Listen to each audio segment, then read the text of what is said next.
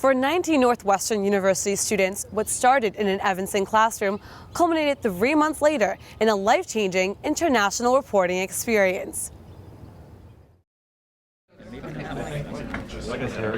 Armed with video cameras, audio recorders, notebooks, and laptop computers, students in Medill Professor Jack Doppelt's class on connecting with immigrant and multi-ethnic communities split into 3 groups and set out in mid-December to document the everyday lives of refugees in Jordan, Malawi, and Namibia. They were ready to learn about refugees in a way not possible in the classroom where the course started. I work with students and journalism students all the time, and one of the issues always is, well, where do I go get a story? What's a story? How do I find it? Who do I talk to? And here you're realizing this is just a matter of telling the most powerful stories you can tell, because they're everywhere. And it opens up the opportunities to be a writer, reporter, and storyteller. And you get to use your tools, your gifts. It's nice.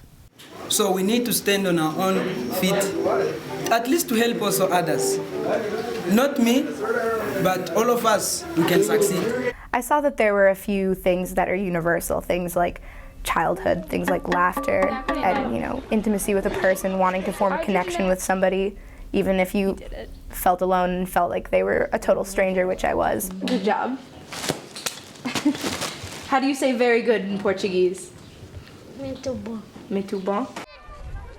I think that there's something about learning the range of human experience that can really instill a sense of empathy and a sense of just greater understanding for how big the world is. I mean, that's what it is. I've continuously learned that the world is extremely big, that my life and the circumstances of my life are just rare. It's really been sort of a call to action just after seeing everything. Being at the camp and seeing what was going on really affected us. There are 3 million refugees living in the United States, 40 million refugees in the world. The Northwestern students wanted to put a human face on all of them. They did it by reporting from refugee camps in Malawi and Namibia, and on Iraqi refugees who fled to Amman, Jordan. Each long day of reporting was followed by a long night of posting stories, photos, videos, audio reports, and other multimedia on the program's website, refugeelives.org.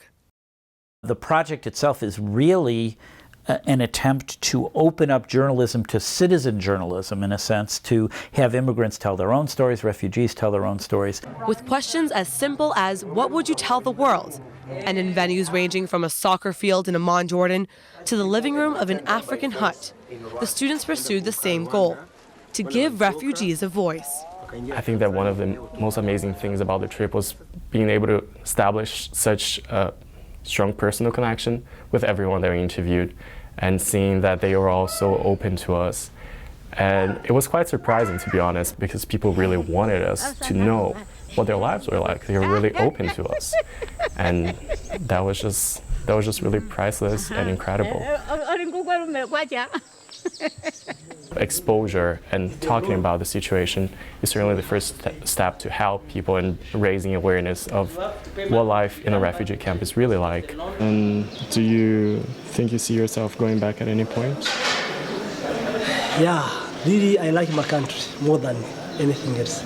It's not a condition that people should be experiencing during the camp, so you're stuck between having fled your country for reasons that you have no control over, and not knowing where you're going to end up, and still having no control over that. Reporting from Amman, Jordan, Stephanie Arias, a psychology major, adapted quickly to her new role as a journalist. There was something about wearing the hat of a journalist that I got to kind of experiment with, because I had never really had that before, and it gave us a lot of freedom to just kind of ask questions.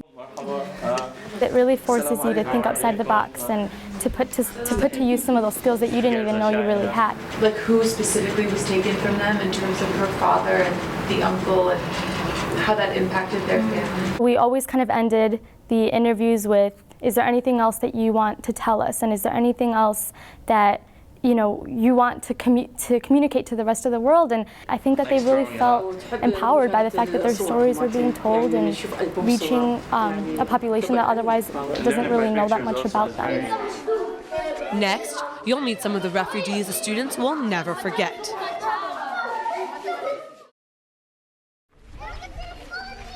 There were lessons in life as well as in journalism for all of the Northwestern University students who traveled to Jordan, Namibia, and Malawi to report on refugees. Corinne Chin can't forget this little girl with an unlikely name, Hope. Corinne met Hope's parents at the Dzaleka camp in Malawi. The husband's name meant suffering, and the wife's name meant he that must provide for me has betrayed me. So what they did was they gave their children these really happy names, so happiness, luck, hope, and blessings. Na ajue kwanza kazi za nyumbani. Fabiano Leal, a Northwestern student from Brazil, is haunted by memories of food distribution at the Osira camp in Namibia. People are really fighting for the food. They're trying to get the most possible, and they're really relying on the ration cards. You see that there's a lot of confusion, and apparently some people are trying to get more.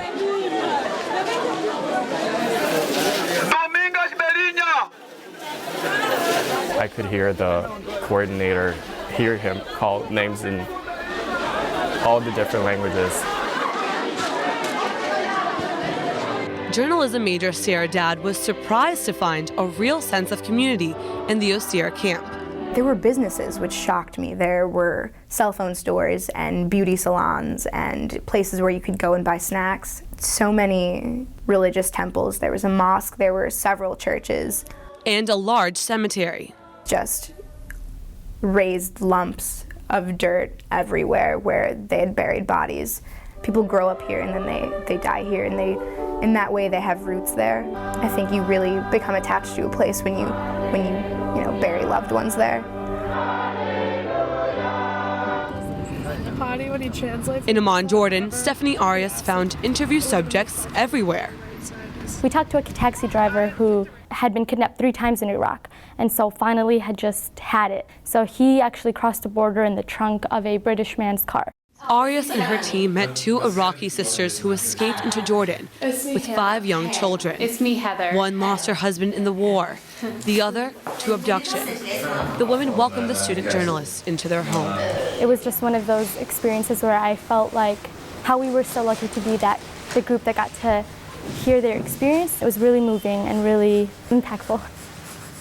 For 19 student reporters and the Northwestern University faculty who accompanied them, the assignment of a lifetime, and one they hope may change the lives of refugees in Namibia, Jordan, Malawi, and beyond.